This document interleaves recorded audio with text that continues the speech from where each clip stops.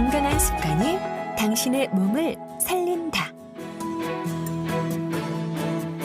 지금 제 옆에는 하랑한의원의 용한 한의사 박용한 원장님 나와 계십니다. 안녕하세요. 네, 안녕하세요. 네, 원장님. 네, 저는 스트레스가 쌓이면요. 네. 그렇게 단게 땡기더라고요. 네.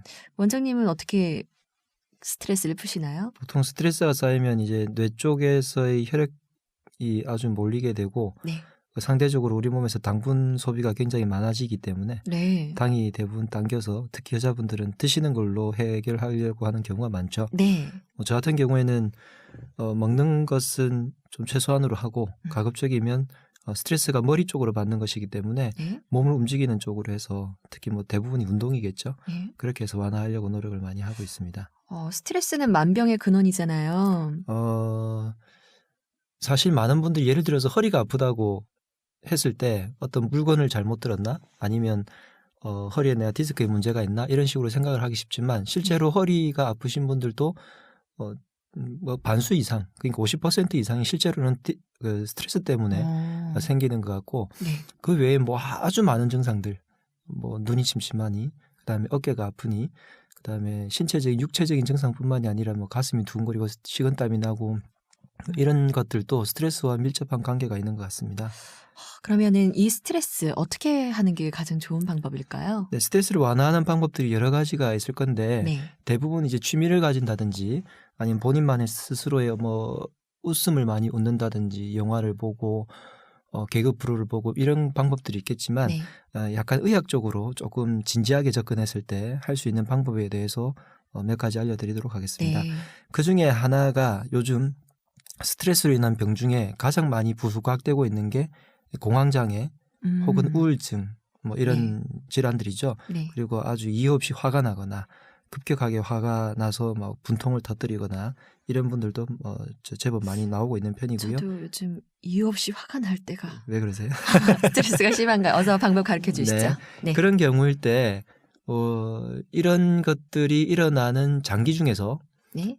단기적인 스트레스는 심장 쪽으로 일단 많이 가는데요. 네. 장기적인 스트레스는 간 쪽으로 쌓인다고 이제 한의학에서는 얘기를 합니다. 네. 어쨌든 이런 스트레스가 막 왔을 때 우리가 실제로 받을 때 오장육부 중에서 생각을 한다면 어느 쪽에서 처리를 할 것 같아 보이시나요? 간 아니면 보통 이제 스트레스 하면 이제 심장에서 내가 막 심장. 심장을 쿵쿵 치고 심장이 두근거리고 이렇게 되지 않습니까? 네네. 특히 화가 나거나 이런 식으로 되어 있을 때 심장이 조금 두근거리고 긴장되고 쪼이고 맞아요. 이런 듯한 증상이 있을 거고요. 네. 특히 공황장애이신 분들은 그 증상을 굉장히 아주 심각하게 느낍니다. 네. 그렇게 느끼다 보면은 이제 죽음의 공포까지 느끼게 되는 것이 공황장애, 공황발작이고요. 네. 이랬을 때 내 심장을 한번 가만히 들여다보는 겁니다. 그래서 내 심장 자체의 박동수가 손목을 통해서 보통 체크를 하면 보통 사람들은 70회 1분에 70회의 내외의 박동수를 가집니다. 네. 조금 이제 박동수가 느리신 분들이 60 한 중반대, 빠르신 분은 70 중반대까지 가고 또 특수한 훈련을 하신 분은 조금 틀린 경우도 다른 경우도 있지만 어쨌든 보통은 70회 내외의 심장 박동이 있는데 네. 이 박동을 내 심장을 가만히 쳐다봄으로 인해서 한번 조절해 보자는 거죠. 어떻게 하는 거냐면 일단 화가 났을 때 아니면 내가 우울하거나 너무 공황장애처럼 발작이 심할 때 네. 가만히 복식 호흡을 먼저 합니다. 눈을 감고요. 네. 그다음에 자세를 편안하게 한 다음에 내 숨이 아랫배 깊은 곳까지 내려가는지 한번 가만히 들여다보는 거예요. 네. 그러다가 심장 자체를 그 다음에 마음의 눈으로 쳐다보게 됩니다. 네. 그렇게 되면 내 심장이 박동이 두근두근 거리는지 이런 것을 느낄 수가 있으실 거예요. 이런 것을 잘 파악하지 못하겠다고 생각이 들면 한 손으로 손목을 잡는다든지 아니면 심장 위에 손을 댄다든지 해서 실제로 심장 박동수를 느껴보시는 것을 권해드립니다. 네. 이렇게 하다 보면 심장이 빨리 뛰거나 아니면 내가 생각할 때 조금 비정상적으로 어떤 움직임이 있으실 거예요. 이럴 때 이것을 가만히 바라보고서 내 심장에게 말을 거는 거죠. 정상적인 심장 박동수를 유지하고 네. 내 스스로 몸을 컨트롤하는 거죠. 네. 셀프 컨트롤을 하다 보면 심장 박동수가 실제로 정상적으로 가려고 합니다. 왜냐하면 우리 몸은 치유 능력이라고 그러죠. 내 스스로가 어떤 질환이 있을 때 방어하거나 치료가 될 수 있도록 몸 스스로 치유의 능력에 힘이 생겨서 자꾸 가려고 합니다. 네. 생명체들은 전부 살려고 하기 때문에 네. 스스로 죽으려고 하는 생명체는 없거든요. 그래서 어쨌든 심장을 그런 식으로 조절하다 보면 대략 빠르면 15초 정도를 의미하는데요. 네. 15초 정도가 지나게 되면은 이 불안, 울, 화 이런 것들이 점점 가라앉는 것을 느끼는 분들이 굉장히 많습니다. 네. 그래서 보통 우리가 화가 났을 때 3초 참으라고 하죠. 네. 3초가 일단 지나고 나면 일단 화가 한풀 꺾입니다. 네. 그리고 15초 정도가 지나고 나면 화의 사이클이 한 번 꺾이기 때문에 실제로 화의 지수, 네. 화를 내는 정도 자체가 굉장히 많이 꺾이거든요. 많이 하러 꺾입니다. 네.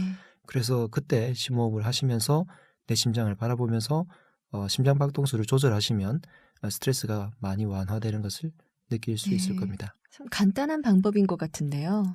네, 간단한데 실제로 화가 났을 때 이 방법을 생각해내기가 쉽지가 않아요. 네. 그래서 그렇군요. 옆에서 누군가가 야, 호흡 좀 해 라는 한마디만 있거나 아니면 스트레스를 받을 때 네. 어떤 장소라든지 아니면 받을 때마다 나에게 주문을 거는 방법이 있어요. 이것을 최면이나 심리학에서 앵커링이라 그러거든요. 네.